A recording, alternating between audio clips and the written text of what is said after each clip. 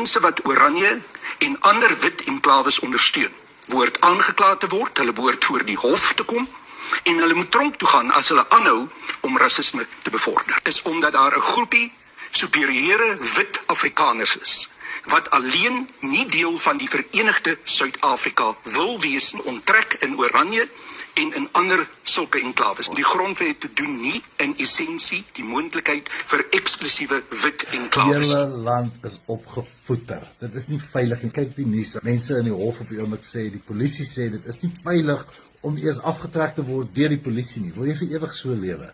Ek wil nie. Ek wil nie die jong mense met so lewe nie. Jong manne, hulle het ons weermag vernietig, hulle het alles vernietig in hierdie land. Ons kan in ons eie areas weer 'n goeie polisiediens hê, ons kan weer optree soos ons opgetree het wanneer ons in beheer is van onsself. Ons het die reg tot selfbeskikking. Daar's niks wat hulle kan sê, of doen as jy dit wil hê en daarvoor stem nie. Maar die Vryheidsfront Plus gaan dit nie vir jou gee nie. Hulle is die front teen vryheid.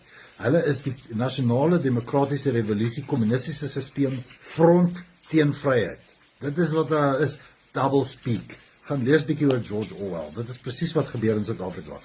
Hulle is die net wat al die mense vang wat nie meer DA is nie, want hulle kan sien die DA word meer en meer soos die ANC, en die stemme wat na Vryheidsfront Plus toe gaan is 'n net.